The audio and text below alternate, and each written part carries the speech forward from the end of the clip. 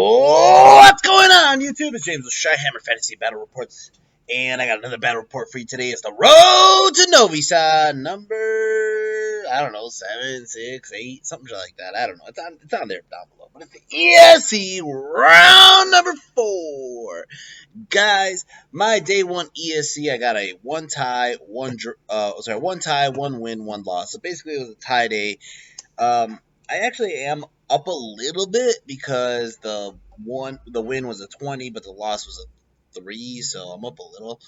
But going into day 2. Now day 2, I'm playing against a Ukrainian Orc and Goblin player, Mr. LittleCow. LittleCow here. Here's a picture of him, Mr. LittleCow. First off, I gotta say, Ukraine has the best fucking shirts this year. I don't give a fuck what anybody else says. These shirts were fucking awesome. I actually wish I traded with one of their players for one of these shirts, because I would rock this. I would rock this in everyday life. I probably would get shot for gang warfare in Chicago, but I would still rock this shirt. Anyways, got a game. It's a mirror match, all right? Pyro Wizard versus Pyro Wizard. Freaking Koopa versus a Foopa. Freaking Nashers versus Benashers. It's a mirror match, literally. Except the big difference is he has giant bricks of forest goblins. Let's go over the magic. He ends up taking a level 4 Pyromancer with a level 2 Witchcraft.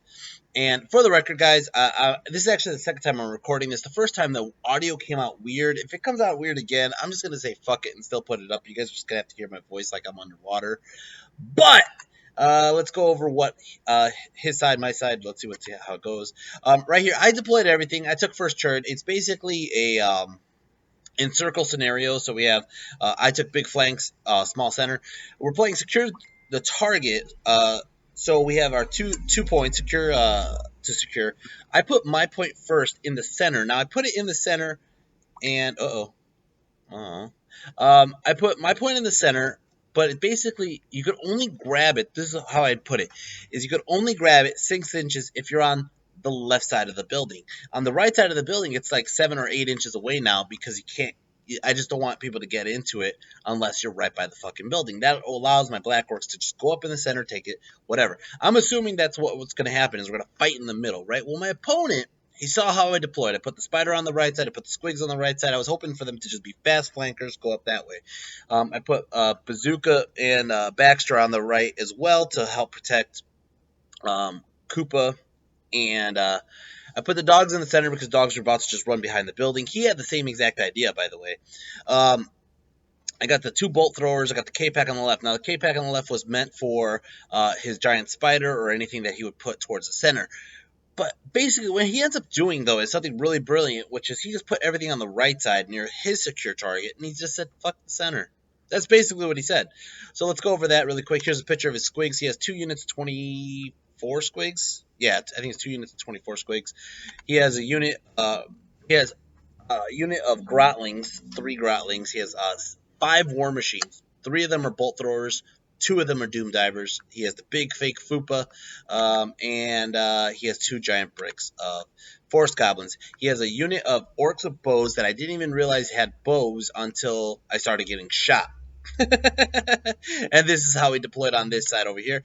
He's going to go ahead and pop out his scouts, and basically our vanguards, we mirrored the vanguards, hide behind the building so we don't get hit with pyromancy. And it's going to start off turn 1, orcs and goblins, turn 1. Basically all I do is I move up on the right side a bit to shoot into them and start doing pyromancy into them to weaken them up. On the left side, I don't really care. I move on up. I don't have a picture of it, but ChiHammer, turn 1. I go into magic, and he goes binding scroll on my enveloping embers. I'm like, son of bitch. So I go ahead and I do a pyroclastic flow onto his Nashers. He stops it. Then I go ahead and I do just like a freaking rinky-dink fireball into his Nashers. I end up killing off 4 of those.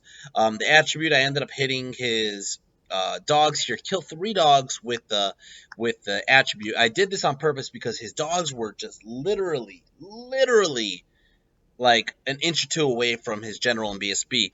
So I knew for a fact if I hit him, I saw it ahead of time. I was like, his general's over there. These guys are leadership 6. This is my army. I know how it works. Go ahead and I hit him with the fireball. Kill enough. Causes a panic. They run away.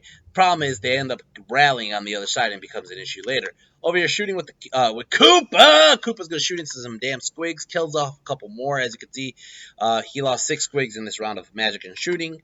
And let's go into turn 1. Little cow, turn 1. So he moves like this. He's basically moving towards the objective. He doesn't really care. He has these giant blocks of forest goblins. Magic, he ends up getting a 7 on the flux. Goes ahead and he does cascading fire onto the squigs. Kills off 5 squigs. Son of a bitch. Goes ahead and gives them deceptive glamour, which causes me to think twice about using them. But I really don't care, to be honest. Over here, these guys would start shooting into my spider. The Doom Divers start shooting into my spider. I end up doing 1 wound. These guys with the freaking bows. I'm like, they have bows? Not only do they have bows, they have the Mazazappa bow with them. So basically, they're doing the same exact tricks I'm doing back to them. And he ends up shooting into my squigs. Kills off 6 squigs. God fucking damn it. It's going to start off my turn. Orcs and Goblins. Turn number 2. Orcs and Goblins, turn number 2. I'm going to go out the wall. I'm charging in on the right side. Now, I charge in the squigs and Koopa.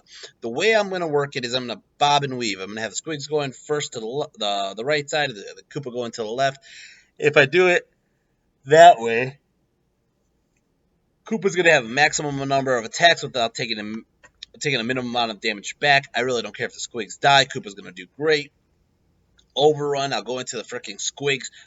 Full health, and I'll be able to just kill them with like my freaking breath weapon and my attacks before they get to attack back. Anyways, I need an 8 on the squigs, I need a 6 on Koopa, and only Koopa makes it. God damn it! Alright, well, part 2 of my plan here is move the dogs in front of his Gargantula, move the dogs in front of his forest goblins, cause him to rear charge the forest goblins, move my general way up there onto the objective, and basically getting them in range for a, check, a terror check on my dogs, which is good. I had to make sure my dogs are facing my general, so that way if they start dying, they die that way, not the other way. Now with savages, savages move up to the left side, but those fucking iron orcs, he has a unit of 15 iron orcs chilling behind the woods there. The problem is, if I start wheeling my savage orcs to go towards everything else on the right side, he's going to flank me with these iron orcs. And it was just a dumb move by me. It's just so dumb. I didn't think of this through. And in the meantime, as you can see, my Pyromancy has its pick of its fucking choices of what it wants to do. So I'm thinking, all right, cool. I got great use of the Pyromancy down below. In reality, the goblins on the left should be already coming over to the right side. My Black Orcs probably should be coming over to the right side. And my Savages should just work the center. And so should the K-Pack. K-Pack should come to the right side. But I really messed this up really bad. I'm looking at it right now. Let's go to Magic. Magic, I get a Scorching Salvo off. Kill off a couple more squigs. Kill off a couple more of his orcs. Shooting. I end up shooting into his freaking goblins here. End up taking out the back row. He lost about like 7 goblins in that shooting phase. Over here, close combat. Woo! Wee! Holy shit. So that's Koopa and Chicken Rock doing, let's see, 3, 6, 7, 8, 9, 10, 11, 12 wounds. He goes back. He does 4 wounds. I go back with Thunderstaps and Goblins, and I kill, holy shit, like 20 fucking Goblins. Holy shit! Now, he is steadfast. I'm hoping he fails it. He doesn't have the BSB reroll because the BSB is just outside of range. The BSB is in that unit of orcs that's chilling past the river, past the pond. So he has a one-time chance of rolling an 8 or a 9 up, right? He freaking passes it. He sticks. Now, I'm going to go ahead and turn Koopa sideways like so. The reason I did that, I'm going to go back to this photo here, is because if the squigs charge, they run straight forward into his own goblins. So right now he could reform into, and he passes the reform check, and he could reform into a smaller unit, like a thinner unit, just by a little bit, and basically his Nashers would have a flank on my spider, on Koopa. So what I end up doing is I turn him sideways like so, this picture again, and basically his Nashers will run into all his goblins are touching, so he can't reform, and he would run into his own goblin. So I'm thinking, woo, I'll be fine, I'll be straight, I'll kill these fucking goblins on my turn, it'll be fine, right? Well, turn 2, Orcs and Goblins, he charges it, and I go, no, you can't, because it's gonna, you're gonna clip, and he goes, well, if he wheels just a little bit past his goblins, he'll be able to get the squigs in, but it'll only be like 2 to 3 squigs. Okay, nothing I can do about that. Shit, didn't think it through. Okay, charges here into the damn dogs. Damn dogs are gonna die. Gets in here, like I said, 3 Nashers touch. He does lose a couple into the water, as you can see. And basically that's how it looks. He decides he's going to start laying all unholy hell into my squigs. Magic phase, he got a 5 or 6 on the flux upside down on my page. Goes in and does Breathe the Pain here. Now this one really hurts. I stopped the one that lowers my agility because I figured I want to go first before the goblins to try to kill as many goblins before he gets a lot of poison attacks in, right? But he does Bring the Pain, which really fucking hurts. His squigs are going to fucking beat the shit out of my Koopa. Over here, his Doom Diver shoots into the squigs, kills off a bunch of squigs. His freaking he starts shooting them with the orcs with the bows, kills off a couple more. Over here, close combat. Like I said, he's swinging fast. He's swinging at agility 5. Okay, my character's agility 5 as well, but he hits me 7 times out of 9. Wounds me 6 times out of 9. He rolled a shit ton of 5s. I rolled armor saves. I get a couple, but it's not enough. Koopa fucking dies. God damn it! Alright, so that's how it looks. And then basically, like I said, he shot the crap out of my fucking squigs. Look at that. I only have 2 squigs left. You know what I'm going to do, though? Orcs and Goblins, turn number 3. I'm going to charge this dog that fucking rallied, get in my way, by my black orcs. Okay, fine. They're going to kill those damn dogs. I move my squigs in front of his squigs and in front of his forest goblins to chaff them. That's simple. And I'm going to shoot everything I can to kill his squigs off. And in all fairness, right now I'm looking at it, I'm like, oh, this is great. All I have to do is shoot these fucking forest goblins. They'll never catch my forest goblins. I started moving my K-Pack around because I figure they're not fucking useful on the left side right now. And that's how it's going to look, right? Well, Magic, I got a 2 on the flux. Go ahead and do a Pyroclastic Flow. Now, he has 10 squigs alive. I roll for the 2d6 hits. I roll an 11. Not only do I roll an 11, I do 10 wounds. Exactly. Kills all his squigs to the squig. All right? Causes a panic to the goblins on the left side. They fail it. They run from the closest unit, which are those 2 blue squigs that are left, run through all his shit and run off the table on the left side. Ha! What the fuck? So, what this has done is this has caused him to change his priorities. He decided, well, fuck. I'm going to kill those fucking goblins now. Over here, I kill the dogs. This goes off his turn 3. He's going to charge into my squigs. He moves his fucking Goblin King over here aggressively as fuck. Aggressive as fuck. Now, if I would have known he would have done this, I think my best bet was after I killed the dogs was to turn the Black Orcs the other way, facing this flank. I think that was probably the smarter play, and I fucking did it like an idiot. Like an idiot. He's not coming this way, man. Magic, he gets a 1 on the flux, but he decides he's going to do a freaking Pyro Flow, gets it off with like 2 dice, and I said, okay, I'm going to stop this because he has an Enveloping Embers. So he kills off 3 of my goblins. Then he goes in and he does his Enveloping Embers, and it ends up killing off, it does like a wound onto my BSB, wound onto my mage, and kills off like 10 of my fucking goblins. God damn! He's going to start shooting his Doom Divers into my Iron Orcs, kills off a couple Iron Orcs, and it's going to start off my turn, Orcs and Goblins turn 4. Orcs and Goblins turn 4. As you can see, I had to pop my Relentless Banner and move my Forest Goblins out of line of sight of his spider. And again, I'm moving the freaking K-Pack closer. Now, the K-Pack's getting closer, but at the same time, I can't be too close to the damn War Machine. If I'm too close to the War Machine, he charges the War Machine, he overruns it to whatever target he wants. He could basically slingshot himself around with that War Machine. So, I have to make sure I'm far enough away from the War Machine. I have to make sure that I give him no real easy charges here, or any charges here, except if he wants to charge the War Machine. If he wants to charge the War Machine, fine. I think my K-Pack will just hit him and I'll do decent. Okay? I'll do damage, basically. Magic, go ahead and do a Scorching Salvo. I end up doing 1 wound onto his spider. I do a couple wounds onto his snotlings. Kill off a bunch of his goblins. As you can see, his goblins are getting low. The problem here is now that his Fupa is zoning my forest goblins, I'm getting further and further away from his objective on the right side, and all I was planning on doing was shooting and burning that unit down until there was none left. Now, after this phase right here, there's nothing I could do to get to that unit because he's going to keep pushing me further back. As you can see, there's a pile of dead shit that I've been burning. Turn 4, Little Cow. Little Cow, turn 4, he moves his fucking spider right up to my face. God damn it. He moves his orcs closer. He has squigs in the ruins protecting me from charging in. Not only that, but he put his snotlings in the way.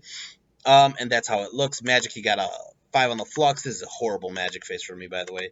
Goes there, he does looks like a pyro flow. No, he does enveloping embers. Does another wound onto my BSB. Kills my BSB. Does a wound onto my, or does not do a wound to my shaman, but kills off a shit ton of my goblins. And as you can see, all I have left is one forest goblin and my wizard left. Over here, they're going to start doing doom divers into my black orcs, kill off more black orcs. And then he ends up hitting my K-Pack, hoping to try to cause a multi-wounder and cause me to panic off the table. He continues to shoot my black orcs. My black orcs are down 8 black orcs now. And basically that's how it looks. My turn, orcs and goblins, turn number 5. Turn number 5. I leave the forest goblin there to chaff his spider. Okay. Baxter backs off and goes into the unit of common goblins behind him. The K-Pack doesn't charge in because I didn't have a clear charge at the moment. But I'm just going to try to do some wounds to this guy before I freaking do the K-Pack in. My general charges it to Snotlings to get rid of the Snotlings, but the problem is I really should have just turned this general around to deal with the fucking spider. That's God. Alright, Magic. He got a 1 on the flux. Goes ahead and does... Or is that my turn? It's my turn, I think, right? Yeah, it's my turn. All right, I go ahead and I do an enveloping embers and onto his orcs, kill off a couple orcs, doesn't really do much. And then over here, my general kills off his snotlings, goes start off his turn, Little Cow turn 5. Little Cow turn 5, he's just basically holding onto the objective. He realizes I have no threat. He doesn't even charge into my forest goblin. He gets a 3 on the flux, goes ahead and does pyroclastic flow onto my unit, kills off a couple goblins, attribute kills off this guy here. And then he does fireballs into my goblins, kills off a couple. Shooting phase, going to shoot into my black orcs, kills off a couple more. I'm going to start my turn. Orcs and goblins, turn 6. Orcs and goblins, ChiHammer. Turn number 6. The K-Pack is going into the spider. Now, I haven't done any fucking wounds. In all fairness, I'll tell you right now where my major flaw was. Is I should have took Flaming Sword. I should have said, fuck Scorching Salvo. I should have took Flaming Sword. If I had Flaming Sword, he had to either stop Flaming Sword or Enveloping Embers every turn. And if he stops Enveloping Embers because he doesn't want me nuking his fucking Forest Goblins and his Squigs, I would just do a Flaming Sword on the bows and shoot the spider every turn. I'd probably do a wound a turn. But right now, the spider's full health. Only 1 wound taken. I'm going to charge the K-Pack in. They're going to get in. Boom! Hopefully I get a good roll on the impact hits, alright? Magic got a 4 on the flux. And it looks like the Ironworks went up. Now, the problem here is his Ironworks are threatening my flank. So my Savages decide they're just going to stay on the fucking objective. Baxter jumps into that unit of Savage Orcs. And then the Goblins are just going to sit there on the... behind the K-Pack. If he does charge in, basically, hopefully, the K-Pack will... Or if the K-Pack dies... I don't think the K-Pack will lose this round of combat. It's possible they do. But... If they do, I'm hoping that damn goblins hold, basically. Magic! I go ahead and I do Bring the Pain. Now, this is stupid. I really wish I had fucking Flaming Swords. If I had Flaming Swords on this guy, it'll be over. It'll be over. But anyways, go ahead and I do an Enveloping Embers. I get 666 on the Enveloping Embers.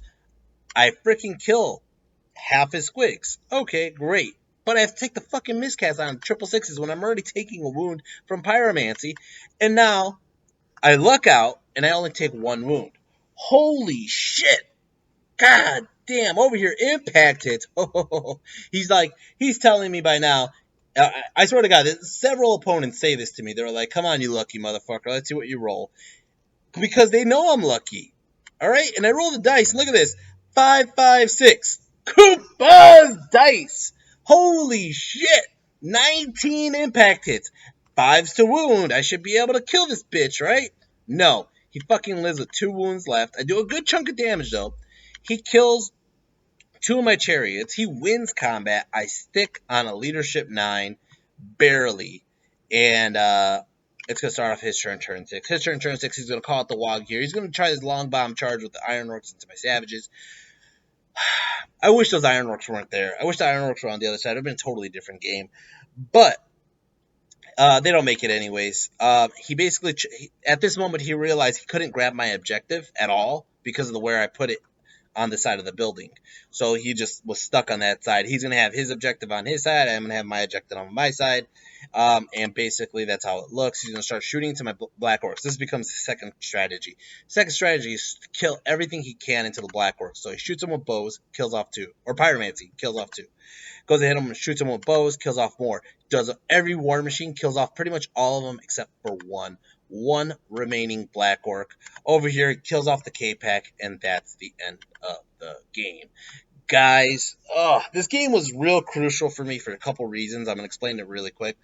Number one is it allowed me to realize a major flaw in my list. Major flaw in my list is my BSB should, or not my BSB, my wizard should at least have a dragon gem. So I don't have to be worried about pyromancy. If I wasn't worried about pyromancy, I wouldn't have to retreat as much as I did. I would have to worry about getting shot by doom divers and shit, but I didn't have to like seriously like avoid as much as I did right then and there. Number two is I should have took flaming swords. Like I said earlier, I could have just done flaming swords every round to kill the damn spider. The spider became a big issue for me, especially since my spider died early on. I think I gave up my spider way too easy, and I should have waited till I weakened his units. But I was more afraid of his war machines because he obviously had a lot more war machines than I did. I never got a chance to take out his war machines with my pyromancy. That sucks. And yeah, that really does suck for me. Overall, the score was a 13-7. I thought for a good 4 or 5 turns of the game, I thought this is going to be a 10-10 game. This is going to be a 10-10 game. I started losing my Black Orcs. I lost my K-Pack. I lost Koopa. And I lost a good chunk of points. I lost the Forest Goblins. I lost my BSB. So it ended up being a 13-7. It was a good play for my opponent. We ended up playing Ukraine in day 2 of the ETC. And Little Cow told me very specifically, I don't want to fight you again. I said, I don't want to fight you again either. Because now you know what I have, and now he knows what I have. You know what I mean? Vice versa. Now I know what he has, he knows what I have. MVP, this game is easy. It's actually Baxter the Pyromaniac, man. Baxter the Pyromaniac, look at this. The points should be rolling up by now. But Baxter the Pyromaniac pulled in 1,000 points. Unfortunately, he explains to me my major flaw in this game. My major flaw in this game was my 2 hordes, my Black Orcs and my Savage Orcs.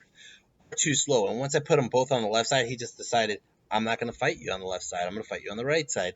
And it was brilliant by my opponent. It was freaking brilliant by my opponent. And he knew it. He knew that I couldn't catch up to him because I was trying to walk around a building for like 10 turns. And basically he just, his units were more mobile on the right than my units on the left were.